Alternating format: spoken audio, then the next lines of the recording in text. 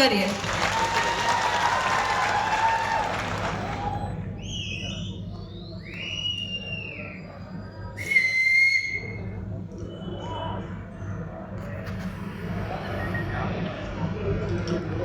આજના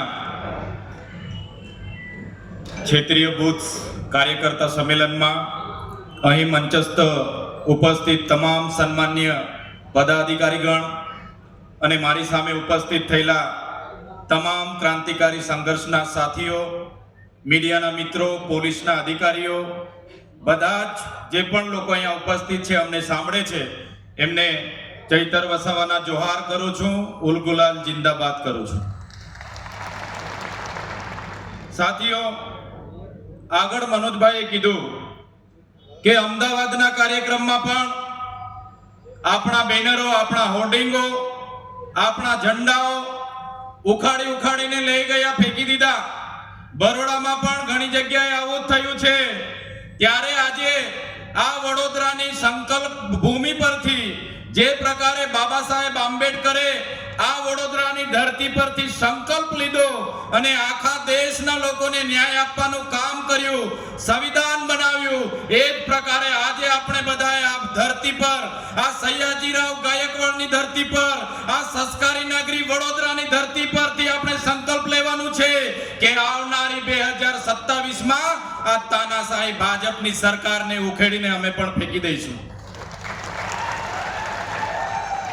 ઘણા લોકો પૂછે છે, શરૂઆત હતી આમ આદમી પાર્ટીની, ભાજપ અને કોંગ્રેસના લોકો કહે કે આ ગુજરાતમાં અમિત શાહનો ગઢ છે, નરેન્દ્રભાઈ મોદીનો ગઢ છે, ત્રીજો મોરચો નહીં ચાલે, કોંગ્રેસ અને ભાજપ ચાલશે. પણ સાથીઓ, આજે જોઈ લો, ગુજરાતમાં ત્રીજો મોરચો આમ આદમી પાર્ટી ચાલતી નથી.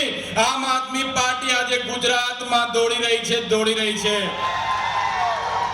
આમ આદમી પાર્ટીના કાર્યકરોની તાકાત છે.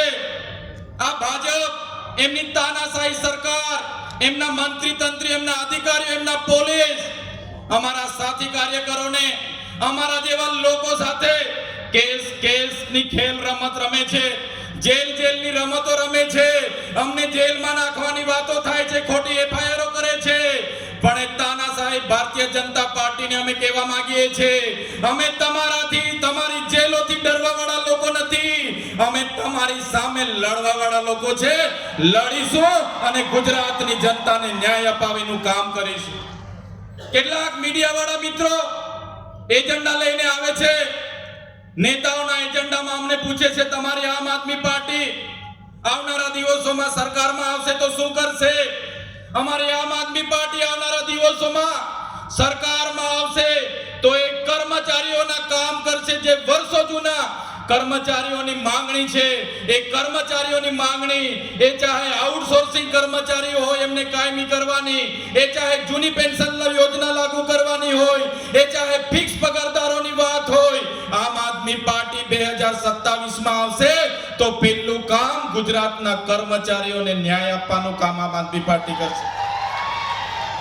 સાથે સાથે જે ગુજરાતના શ્રમિકો છે, કામદારો છે, જેમને આ ભારતીય જનતા પાર્ટીમાં એમના ઉદ્યોગપતિઓ, એમના કારખાનાના માલિકો આજે પગાર સ્લીપ પણ નથી આપતા. 12 કલાક એમને કામ કરાવવામાં આવે છે. મહિનાના 4 દિવસ રજા હોવી જોઈએ, એની જગ્યાએ 31 દિવસ એમનું કામ કરાવીને શોષણ કરે છે. આજે પણ શ્રમિકોને બોનસ નથી મળતું, આજે પણ એમને ગ્રેજ્યુએટી નથી મળતી, આજે પણ એમને ઇન્ક્રીમેન્ટ નથી મળતું, આજે પણ 12% પીએફ આપવામાં નથી આવતું. ત્યારે આમ આદમી પાર્ટી જો આવનારા વર્ષોમાં ગુજરાતની તાલુકા જિલ્લા પંચાયતોમાં આવશે તો આમ આદમી પાર્ટી ગુજરાતના શ્રમિકો માટે લડશે અને ગુજરાતના શ્રમિકોને મિનિમમ વેજેસના નિયમો મુજબ એમને વળતર પણ અપાવશે, એમને બોનસ પણ અપાવશે, એમને ઓટી પણ અપાવશે, એમને 12% પીએફ પણ અપાવશે, એમને મેડિક્લેમ પણ અપાવશે. અને જેટલા પણ કર્મચારીઓ સાથે આ સરકાર શોષણ કરે છે, એમના ઉદ્યોગપતિઓ શોષણ કરે છે, એમના માટે આવનારા દિવસો આમ આદમી પાર્ટીનો હરેક કાર્યકર, હરેક પદાધિકારી એ શ્રમિકો માટે લડવાનો છે અને આમ આદમી પાર્ટી શ્રમિકો માટે ઊભી રહેવાની છે. કેટલાક સાથીઓ અમને સવાલો કરે કે તમારી પાર્ટી આદિવાસી સમાજ માટે શું કરશે, ત્યારે આ જાહેર મંચ પરથી એ મીડિયાના લોકો હોય, એ ભાજપના નેતા હોય, એ કોંગ્રેસના નેતાઓને પણ કહેવા માંગીએ છે, અમારે આમ આદમી પાર્ટીનું 2022નું મેનિફેસ્ટો તમે જોજો અને એ જ મેનિફેસ્ટો અમારો આવનારા વર્ષોમાં પણ રહેવાનો છે. ગુજરાતમાં આમ આદમીની પાર્ટીની સરકાર જ્યારે બનશે ત્યારે આદિવાસીઓની અનુસૂચિ 5 એ ચાહે કોંગ્રેસ હોય, એ ચાહે ભાજપ હોય, આજ દિન સુધી લાગુ નથી કરી. એ પહેલું કામ અનુસૂચિ 5 લાગુ કરવાનું કામ આમ આદમી પાર્ટી કરશે. સાથીઓ, આ મંચ પરથી તમને વિશ્વાસ આપું છું, હું ખાતરી આપું છું, જો આમ આદમી પાર્ટીની ગુજરાતમાં સરકાર બનશે તો ગુજરાતમાં ટ્રાઇબલ એડવાઇઝરી કમિટીનો ચેરમેન આદિવાસીમાંથી ચૂંટાયેલો ધારાસભ્યને અમે ચેરમેન બનાવીશું. સાથીઓ, આ મંચ પરથી તમને અમે ખાતરી આપીએ છીએ, આમ આદમી પાર્ટીની સરકાર જે દિવસે બનશે તે દિવસે ગુજરાતમાં પૈસા એક્ટ 1996 જેની અમલવારી નથી થતી, ત્યારે આમ આદમી પાર્ટી આવનારા વર્ષોમાં ગુજરાતમાં પૈસા એક્ટની અમલવારી થાય, ગ્રામ સભાનો પાવર એને મળે. એ કામ આવનારા દિવસોમાં આમ આદમી પાર્ટીની સરકાર બનશે ત્યારે અમે કરીશું.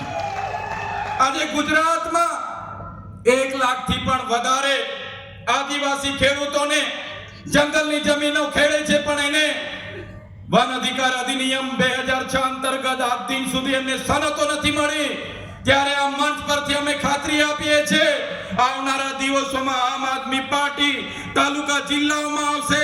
આમ આદમી પાર્ટી આવનારા દિવસોમાં 2027ની વિધાનસભા જીતશે તો સૌથી પહેલા જે આદિવાસીઓ જંગલની જમીનો ખેડે છે એમને અમે સનતો આપવાનું કામ આમ આદમી પાર્ટી કરશે. આમ આદમી પાર્ટી આદિવાસીઓના અધિકારોની વાત હોય, पिछड़ा दलितों बात हो, खेडूतों बात हो, विद्यार्थीओं बात हो कि महिलाओं बात हो, दरेक वर्ग माटे लड़वा माटे कटिबंध छे अने अमे हर हमेश गुजरातनी जनता माटे लड़ीशुं। अने ए चाहे विद्यार्थीओना शिक्षणनी बाबतो हशे, खेडूतोना पाकना भावनी बाबतो हशे के खेडूतोनी जमीनो प्रोजेक्टोमां संपादन थती हशे, एने योग्य वळतर मळे, एमने न्याय मळे, ए दरेक मोर्चे आम आदमी पार्टी लड़वा माटे तैयार छे। त्यारे साथीओ आज वधारे विशेष बात अमे नथी करता।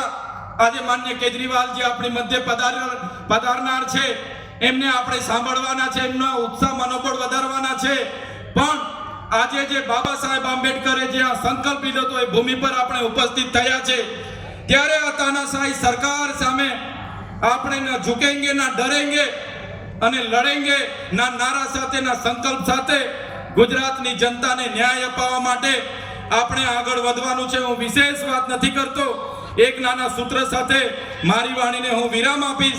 त्यारे जोर जुल्मों के टक्कर में संघर्ष हमारा नारा है, ए नारा साथे तमे आखू ग्राउंड आपनु गूंजे ए रीतना बधा जोर थी मारा नारा ने समर्थन आपजो, ए बधाने विनंती करूं छूं। जोर जुल्मों के टक्कर में, जोर जुल्मों के टक्कर में संघर्ष हमारा नारा है। धन्यवाद। जय भारत, जय आदिवासी, जय जोहार।